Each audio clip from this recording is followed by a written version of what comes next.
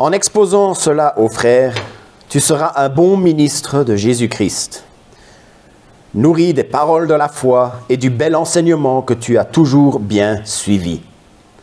Mais repousse les fables profanatrices, les contes de vieilles femmes. Exerce-toi plutôt à la piété. L'exercice corporel, en effet, est utile à peu de choses, tandis que la piété est utile à tout. Elle a la promesse de la vie pour le présent et l'avenir. C'est une parole certaine et digne d'être pleinement accueillie.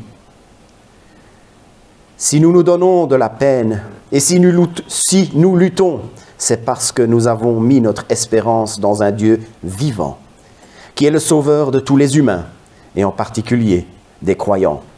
Voilà ce que tu dois enjoindre et enseigner. Prions. Seigneur, notre Dieu, ta parole est certaine, ta parole est digne d'être pleinement accueillie.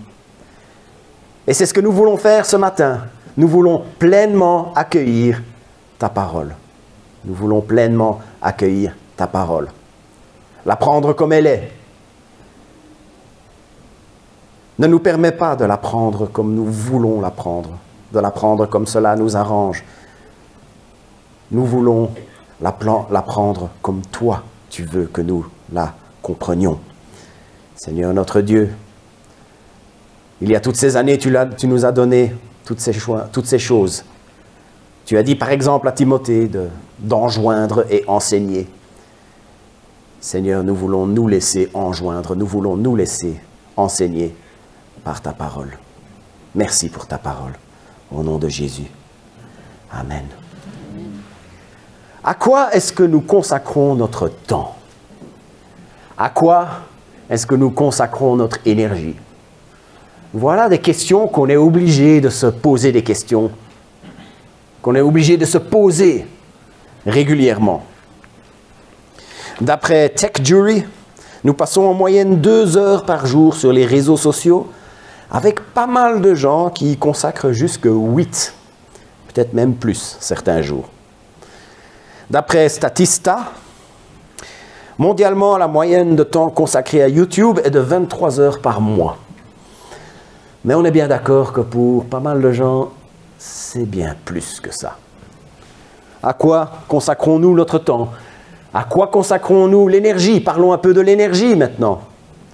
Combien de fois est-ce que nous nous retrouvons trop fatigués pour faire les choses correctement parce qu'on a passé notre énergie à autre chose? On a passé peut-être trop de temps devant la télévision un soir et le lendemain, quand le réveil sonne et qu'on se dit qu'on devrait prier, on se dit « Oh non, trop fatigué là. On va faire autre chose. On va rester au lit. » Ou alors on a fait la fête un peu trop souvent, un peu trop longtemps. Et le lendemain, quand on est en famille, on est irritable. Le temps et l'énergie sont des choses que nous avons reçues, mais en quantité limitée. Le temps, lui, il est fixe. On ne sait pas y toucher. Nous avons 24 heures par jour, nous avons 7 jours par semaine. Et nous ne pouvons rien faire pour changer ça. L'énergie est aussi quelque chose qui est fixe, peut-être un peu moins, on peut un peu jouer dessus. On peut faire des choses pour avoir un peu plus d'énergie. C'est possible, si on travaille un peu sur notre temps de sommeil. L'exercice peut donner un peu d'énergie, l'alimentation, une bonne alimentation peut donner de l'énergie, mais pas des tonnes. Ressources limitées. Mais en revanche, nous avons la liberté de pouvoir choisir. De pouvoir choisir, peut-être pas tout le temps, mais il y a une bonne partie de la journée où nous pouvons dire, voilà, j'ai de l'énergie ici que je peux donner, j'ai du temps ici que je peux donner, à quoi est-ce que je vais le donner? Dans le passage d'aujourd'hui, Paul, il nous enjoint à consacrer notre temps et il nous enjoint à consacrer notre énergie à quelque chose de bien précis. Voilà ce qu'il dit. Exerce-toi à la piété. C'est quoi la piété? La piété, c'est honorer Dieu de tout cœur par un amour fervent et par nos actes. Imaginez un peu cette phrase. Si j'aimais vraiment Dieu, puis 3 petits points. Eh bien, tout ce qu'on mettrait dans ces 3 petits points, c'est la piété. Je vais faire maintenant une pause de quelques secondes, je vais le faire, où vous allez vous poser cette question. La piété, ça peut être plein de choses. Ça peut être connaître Dieu, connaître sa parole. Ça peut être agir comme Dieu voudrait que j'agisse. Agir comme Dieu voudrait que j'agisse dans la société. Agir comme Dieu voudrait que j'agisse dans ma famille, avec son prochain, avec les autres. Mais je vais m'arrêter quelques secondes et je vais vous inviter à fermer les yeux. Et imaginez cette phrase. Si j'aimais vraiment Dieu, Et faites-vous une petite liste de choses que vous mettriez dans ces 3 petits points.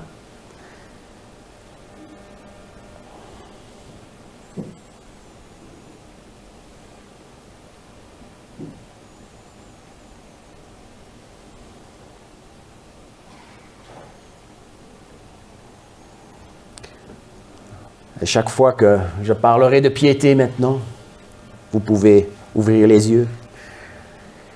Chaque fois que je parlerai de piété maintenant, vous pouvez penser à ces quelques petites choses que vous avez mises dans votre liste. Maintenant, attention. La piété, c'est quelque chose qui s'exerce, c'est quelque chose qui se renforce, c'est quelque chose qui se bâtit. Dans tous les récits d'exploits humains, nous voyons l'exploit, mais nous ne voyons pas l'exercice qui a été nécessaire pour pouvoir y arriver. Il y a un préambule énorme d'exercice. Les élites dans le domaine du sport, ce sont des gens qui, depuis leur enfance, sont en train de travailler leur force ou leur endurance, leurs conditions physiques, sont en train de travailler leur technique, sont en train de travailler leur stratégie aussi. Et non seulement ça, quand ils sont au top, ils ont tout un programme à suivre pour rester au top. Nous pouvons voir par exemple un goal splendide. Nous pouvons voir une routine de gymnastique splendide, mais ce que nous ne voyons pas, c'est les milliers d'heures de préparation, d'exercices qui ont été nécessaires pour en arriver à ce point-là. Nous vivons dans une période où c'est facile de voir. Il suffit de faire une petite recherche très rapide sur Google et nous pouvons voir des prestations époustouflantes sur des instruments de musique de tout genre. Mais ce que nous ne voyons pas, c'est les milliers d'heures qui ont été nécessaires pour en arriver là. Tout d'abord pour maîtriser l'instrument. Et puis pour ceux qui sont compositeurs, pour composer le morceau. Et puis toute l'énergie qu'il a fallu pour maîtriser le morceau.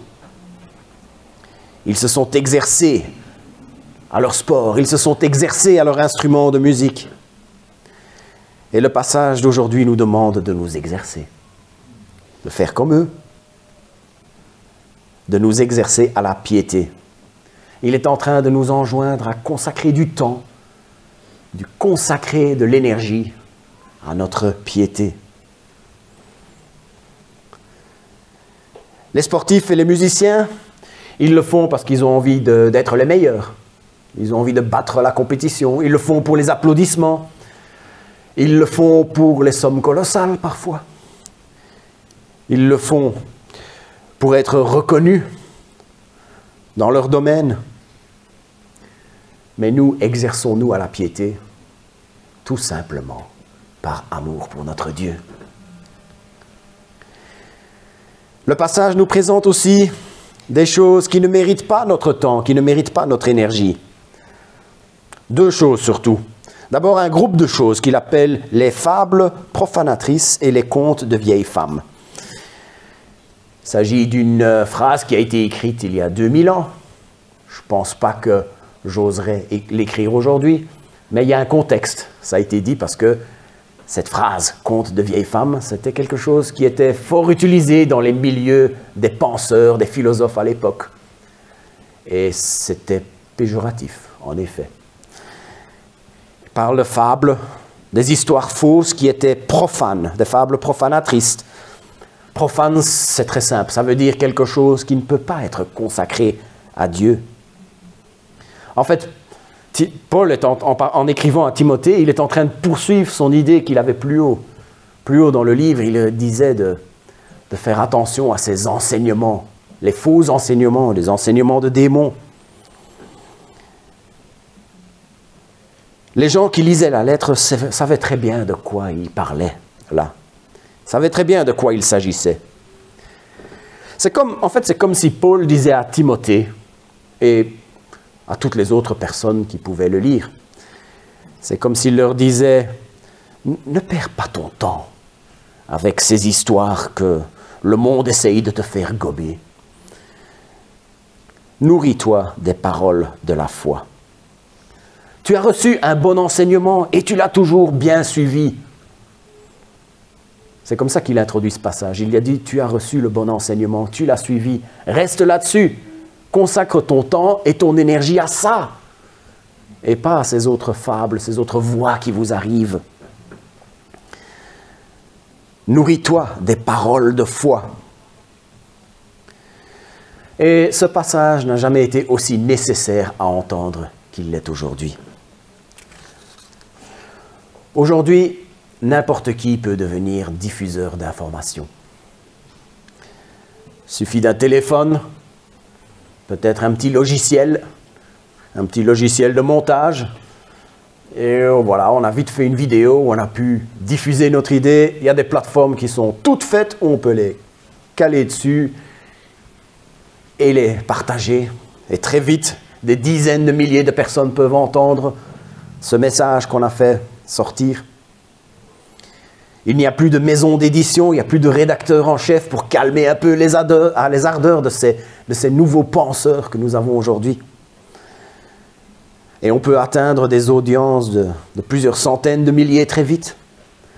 Mais surtout, si on ne fait pas partie de ces gens qui diffusent des idées, on fait d'office partie de ces gens qui reçoivent ces idées, sur lesquelles ces idées sont bombardées.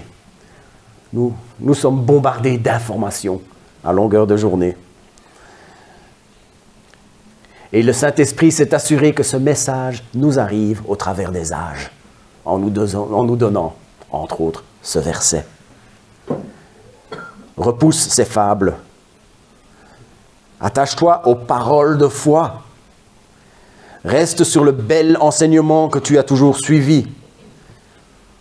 On entend toutes sortes de slogans. Fais ceci pour ton bien-être. Fais ça pour être plus efficace. Mais n'oublions pas, il y a pas mal de fables qui se baladent. Et le meilleur pari pour nous serait de nous exercer à la piété. De consacrer de notre temps, de consacrer de notre énergie à faire des choses qui sont motivées par notre amour pour lui. La piété vaut mieux aussi. Vaut mieux que l'exercice physique. Alors ici, il est un peu moins catégorique. Quand il a dit les fables profanatrices, il a dit repousse-les. Il ne faut rien avoir à voir avec ça, à faire avec ça. L'exercice physique, là, il dit c'est utile à peu de choses. Quand même un peu utile. Quand je l'ai lu la première fois, j'avais l'impression que c'est un peu comme le langage qu'on a actuel quand on dit que ça ne vaut pas grand-chose. En fait, on est en train de dire que ça ne vaut rien. Non, en fait, il dit c'est un peu utile. Ça a une petite utilité, si on regarde littéralement. L'exercice physique vaut un peu la peine. Il n'y a pas de mal à pratiquer un peu de sport. Il n'y a pas de mal à veiller un peu sur sa santé. Il y a une étude qui a été publiée, je crois, au mois de février, donc c'est tout récent, qui semble démontrer que pour combattre la dépression, l'exercice physique est 50% plus efficace que les meilleurs médicaments et la psychothérapie, d'après cette étude. De maintenir une bonne condition physique, ça a un intérêt pour combattre la dépression, par exemple. En fait, c'est comme ça que je vois les choses. Le sport, c'est un cadeau de Dieu. L'exercice physique, c'est un cadeau de Dieu qui peut nous faire du bien. Et je peux que vous encourager à faire un peu de sport, ne fût-ce que des petites marches. Faire du bien à votre corps. Alors, je viens de passer, j'ai chronométré quand j'ai préparé ma prédication, je viens de passer 1 minute à parler de sport. C'est assez, c'est bon. C'est utile à peu de choses, c'est un peu utile. C'est parce que ça peut nous faire du bien, mais pourquoi se contenter de ça? Parce que la piété est quelque chose qui va nous apporter encore bien plus. La piété vaut mieux que les fables que le monde veut nous imposer. La piété vaut mieux qu'un corps en bonne santé. Et dans la suite du passage, Paul nous expose ce que la piété nous apporte, que toutes ces autres choses ne nous apportent pas. Premièrement, en fait, elle est utile à tout. Utile à tout. Être dédié au Seigneur, la piété, c'est quelque chose qui va nous aider dans tous les domaines de la vie. Vivre son amour pour Dieu au quotidien, c'est quelque chose qui va nous aider. Dieu ne va jamais nous débarrasser de tous nos problèmes. Le témoignage que Jacques a lu tantôt nous montre cela. Il y a des milliers de chrétiens partout dans le monde qui... Ce n'est pas le bien-être qu'ils vont rechercher. Ils sont en train de souffrir pour le simple fait d'avoir dit « Jésus est mon Seigneur ». Il ne dit jamais qu'il va nous débarrasser de tous nos problèmes. Il le fait souvent même, et nous pouvons le louer et l'adorer pour cela. Mais quand il ne le fait pas, la piété va être la chose qui va nous aider à affronter ces problèmes. Je suis sûr que c'est ce qui permet à ces chrétiens qui souffrent à cause de leur foi à tenir bon. C'est parce que leur piété leur permet d'affronter ces problèmes avec le Seigneur qui leur tient la main. La piété ne va pas nous donner cette promotion que nous recherchons, par exemple. Mais la piété va nous apporter un épanouissement dans notre travail. Si tout ce que nous faisons, nous le faisons avec joie, comme pour le Seigneur. La piété ne va pas faire monter le chiffre qu'il y a sur notre compte à vue, ni sur le compte d'épargne. Mais la piété nous apprendra à être contents avec ce que nous avons. Nous l'avons lu mardi à l'étude biblique avec Thomas. Et ça se trouve justement dans 1 Timothée. Dans 1 Timothée 6, le verset 6. Nous allons y revenir plus tard, mais je crois que c'est le moment déjà de ressortir ce verset. 1 Timothée 6, 6, c'est une grande source de profit que la piété, si l'on se contente de ce que l'on a. Voilà comment le Seigneur désire nous bénir. Voilà comment le Seigneur désire nous bénir. Ça nous apportera bien plus de joie de cette manière-là, d'avoir la piété, le contentement de ce qu'on a.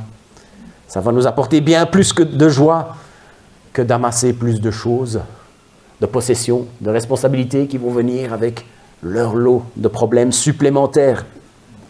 Voilà comment Dieu pourrait très bien choisir de vous récompenser, de vous bénir.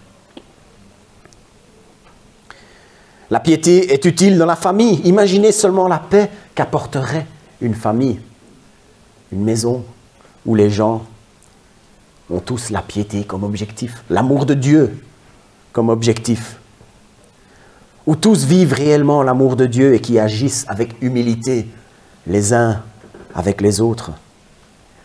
La piété est utile, j'ai bien dit, elle est utile à tout, elle est aussi utile parmi nous, elle est aussi utile dans l'Église.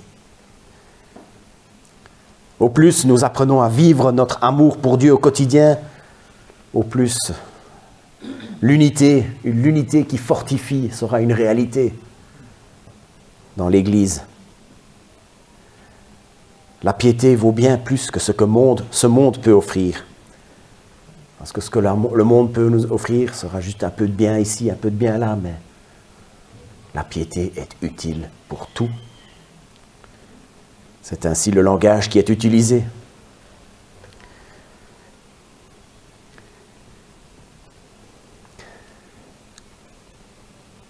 La piété est utile parce qu'elle est utile à tout, mais elle a aussi en elle la promesse de la vie pour le présent et pour l'avenir. La voilà, la vie qui vaut la peine d'être vécue. Oublions un peu les influenceurs, ces gens qui nous montrent ce qu'ils ont et ce qu'ils font, qui leur montrent leur vie de luxe et leur vie d'aventure. La vie qui vaut vraiment la peine d'être vécue, c'est une vie de piété, une vie centrée sur Dieu. Nous l'avons chanté, Jésus soit le centre. La vie où notre amour pour lui est une réalité qui se voit jusque dans nos actes. C'est une promesse de vie pour aujourd'hui, mais aussi une promesse pour l'avenir. Pas besoin d'être chrétien pour atteindre la sérénité. Il y en a qui arrivent sans Jésus. Pas besoin d'être chrétien pour avoir de la stabilité dans nos relations.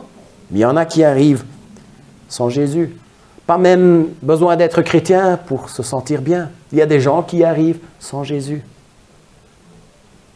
Mais nous avons besoin d'être chrétiens parce que le salaire du péché, c'est la mort.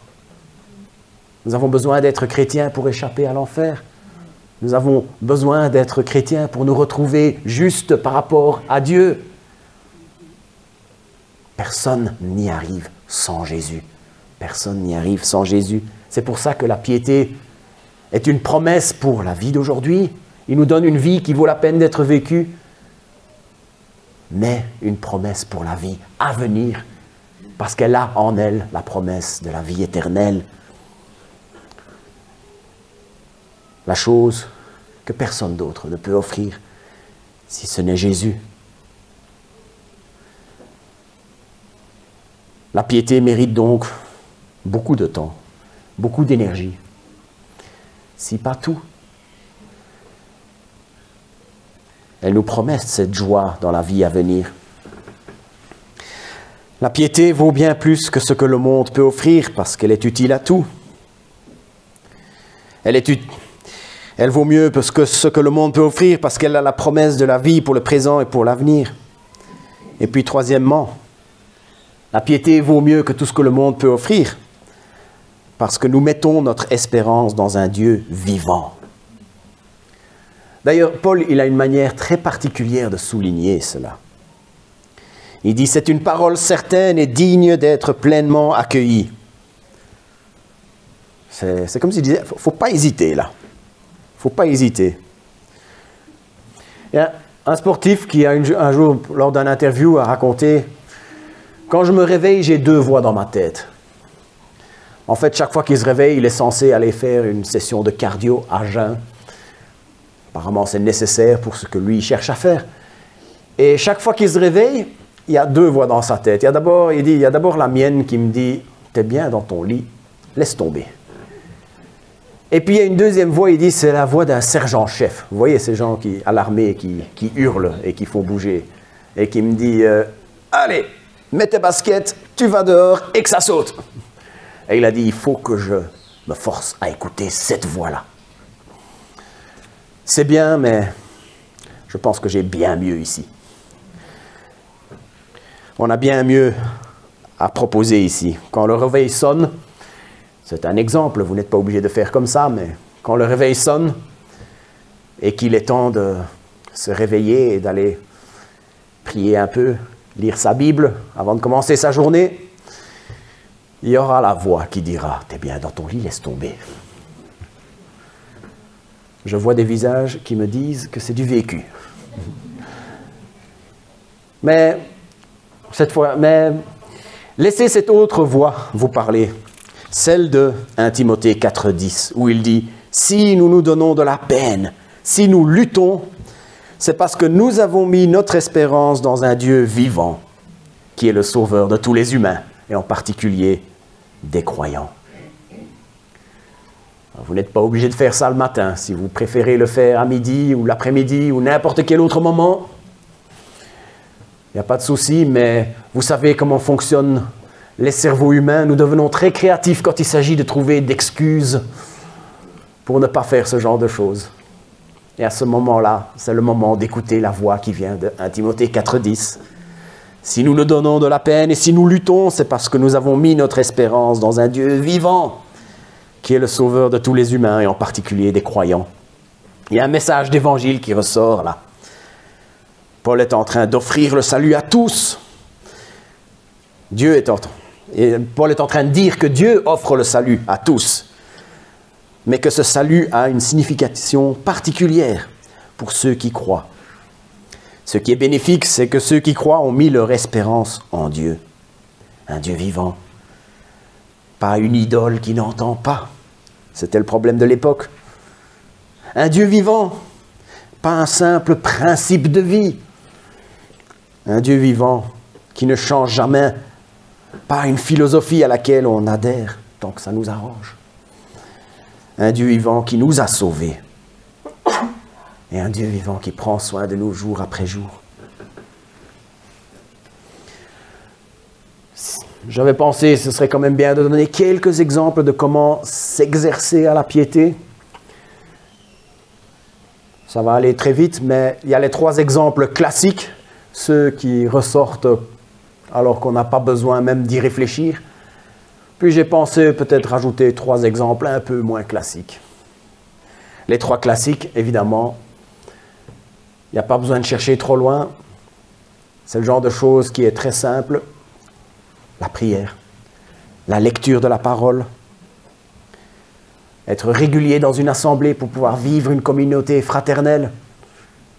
Ça, ce sont les choses classiques pour s'exercer à la piété.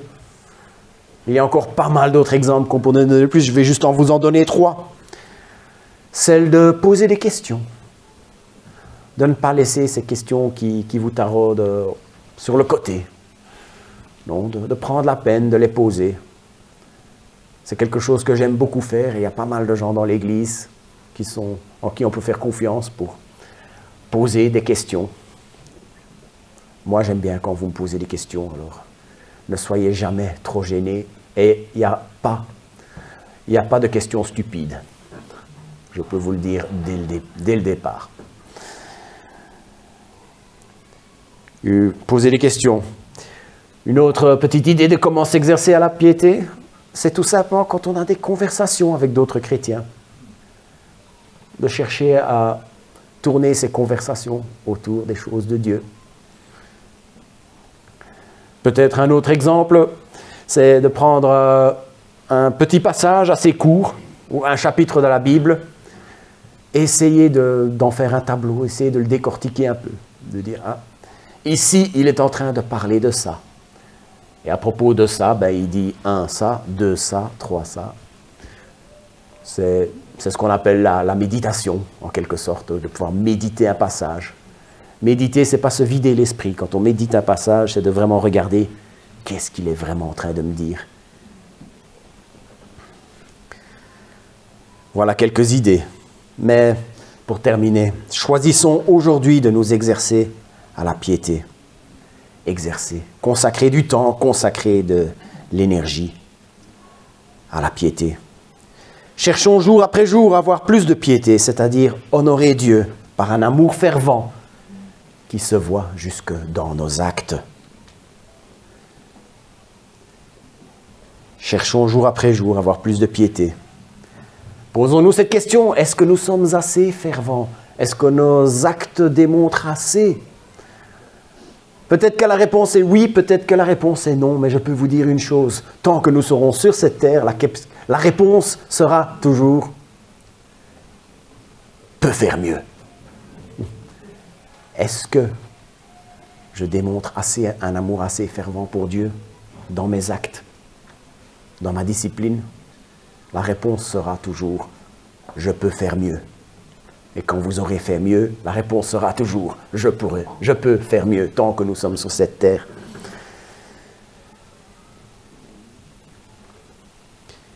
Prenez la résolution maintenant de consacrer du temps, de l'énergie à honorer le Seigneur par un amour fervent et par des actes.